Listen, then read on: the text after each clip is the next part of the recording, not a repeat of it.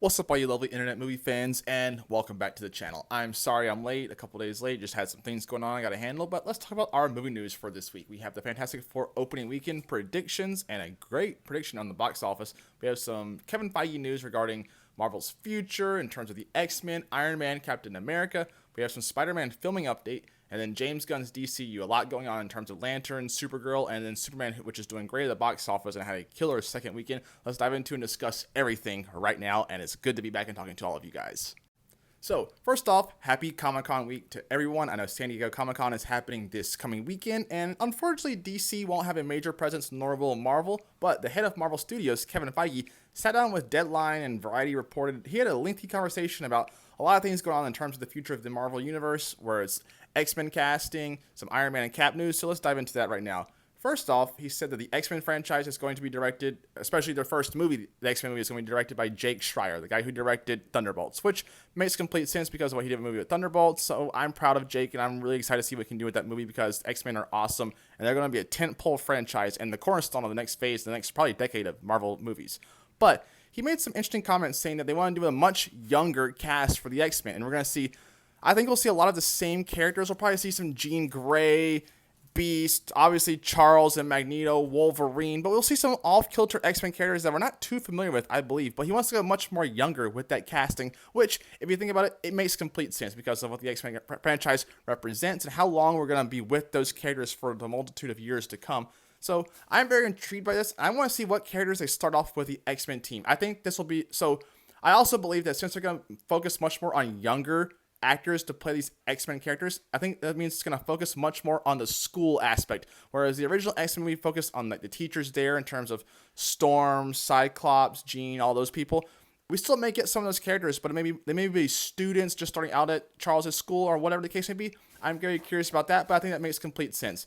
He also spoke about recasting the tentpole characters, the guys who are the foundation of Marvel, Iron Man and Captain America, and spoke about how Robert Downey Jr. and Chris Evans, what they did is cannot be replicated. What they did for the Marvel Universe and just the superhero genre in general is astronomical. But eventually, we're going to have to recast these characters in terms of new actors for those roles. Look at what we've had with James Bond and then Superman. We've had multiple Bonds, and nothing's really changed. It's just different stories telling with the character. And Superman, we have a new Superman now with Derek Cornsweet.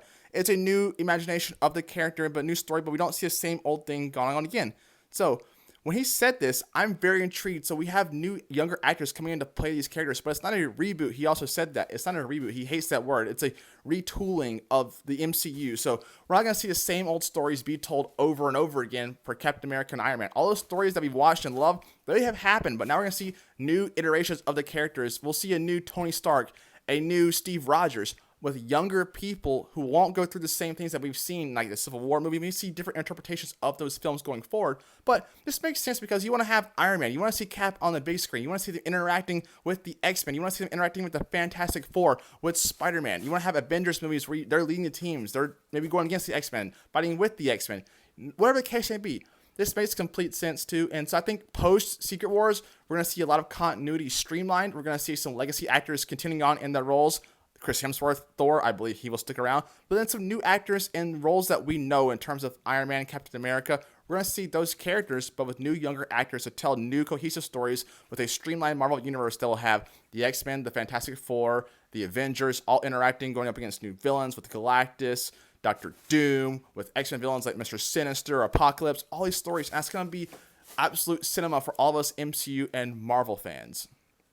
Since I mentioned Fantastic Four, that's a great segue to them. The movie opens up this Thursday. I'm there opening night. I am so excited for this movie. I cannot wait. I have high anticipations for this film.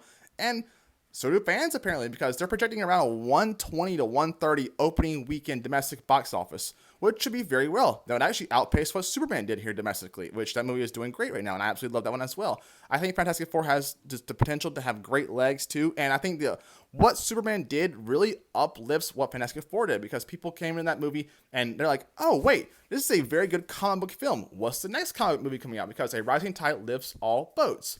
I like what they're doing with Fantastic Four. I've liked all the trailers and the marketing. They started to show a little bit too much, so I'm really strayed away from that. But these box office numbers are very good. And they say about a 240 globally opening weekend, which will be very good for the franchise. I mean, it would almost be that's over 2/3 of what Thunderbolts made in its whole theatrical run. And we know Captain America is around the 416 mark. So this will be a very good, solid opening weekend. And this movie is good as I think it will be. It will have legs too, coupled off of what Superman's success is. And I think we're just going to be eating good. And I am so excited for this movie. Like I said, I'm there opening night. And the merch and the advertising has been great for this movie as well. There's so many cool things out there for merch-wise. I mean, the Galactus head alone, that's some expensive-ass head. I cannot believe the cost of that. I want it, but do I want to pay $80 for it? I don't know. Who knows? Let's dovetail it some more Marvel news in terms of Spider-Man Brand New Day, a film that I cannot wait for. Obviously, everyone knows by now Spider-Man is my most anticipated character. I love him. He's my favorite character of all time. Well, Spider-Man Brand New Day is going to start filming next week. This movie comes out almost a year from now. July 31st is the rumored release date for that movie. That's pretty quick. So they're going to filming now. It makes sense. They're starting to film in Glasgow and a couple other places. They want to have practical sets. They want to film on location. We have the real rich identity in that film. And I see people freaking out in terms like, wait, they're filming in there. That means we're not going to be set in New York. Look, they can easily make the locations that they're shooting at right now seem like New York City. That is no problem at all. But I think the filming on location is vastly important, and especially to the visuals and the overall depiction and our enjoyment of the film when we're watching this on the big screen. So this is some big news that we should actually champion and be proud of and want more of. Filming on location, not the green screen bullshit that we got with like Quantumania and a couple other Marvel movies. But this is good news, and I love it, and I am so looking forward to a Brand New Day. And obviously there's so much rumors going around with that. I'm not going to discuss some of it. I've done it in prior videos, but there's a lot that's going on in that movie, and I'm very curious to see. Kevin Feige did confirm. He said it will be grounded tone. Makes sense. And since we're talking Spider-Man, Kevin Feige also did mention in his whole like large-scale interview that he had the other day that they can't have live-action Miles Morales until at least 2027, which is when the Spider-Verse 3 movie comes out. And then in a post-27, we could probably see him at some point in the Marvel Universe. But look, Marvel is never getting the rights back to Sony's characters. They're never getting the rights back to Spider-Man. Put that aside. I want live-action Miles Morales. I want to see him interact with live-action Peter Parker. And when that day comes, and if they make a movie with those two, print cash, that's a $2 billion movie that people will show up to see for weeks to come. I cannot wait for that. But unfortunately, it is very sad we won't have a live-action Miles until then. But hey, I'm looking forward to Spider-Verse 3 because the first two Spider-Verse movies are outstanding. Let's now dovetail in some just little minor things. Like quick, Guy Ritchie, who was attached to the Jake Gyllenhaal, Conor McGregor Roudhouse movie. I'm sorry, my mind blanked. He's no longer with that, unfortunately. I liked the first Roudhouse. I thought it was very just entertaining. So that's kind of sad. What else do we have going on? Some Superman news. So Superman had a very good second weekend. Like I said, I saw the movie last Wednesday, like past opening weekend. So on that Wednesday following it, I packed theater at 8 o'clock runtime at the AMC. So that is something. Well, makes sense. It made 58.7, roughly around like $60 million in a second weekend domestically. Very good numbers. It's already trending towards being the most highest grossing comic movie of the year so far. We shall see if Thunderbolts can replace it at some point, but this is good for the genre, and overall the film is awesome. Superman is outstanding. It's such a good film and such an entry point to starting the DC universe. So dovetailing off of that, some more DC news. James Gunn dropped the first image of Supergirl, like fully online image that's official. She looks great. Obviously, spoiler alert for Superman, she's in that movie, but the first image, she looks great, and she spray painted over to look up to look out. This is very in line with the character, and I'm so excited looking to what Millie Alcock does with that movie going forward and that character, and especially next year. Bring on Supergirl. I'm actually very excited for that film. Then Lanterns has wrapped filming, and think about this. Lanterns wrapped filming comes out next year. No leaks at all from what we're aware of, just some of the promotional images that were dropped. This is very vastly impressive, and it's also come out that they want to push for Emmys with that show. It's going to be primetime HBO viewing already with the HBO logo before everything starts in that primetime Sunday slot.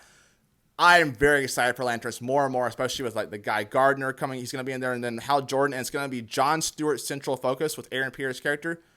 Excited for that. And then some final news. He confirmed that Clayface is a 100% horror film.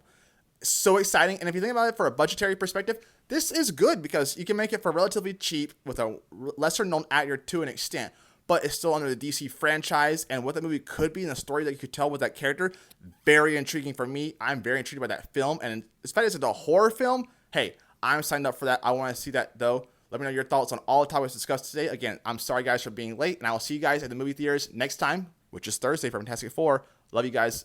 Peace.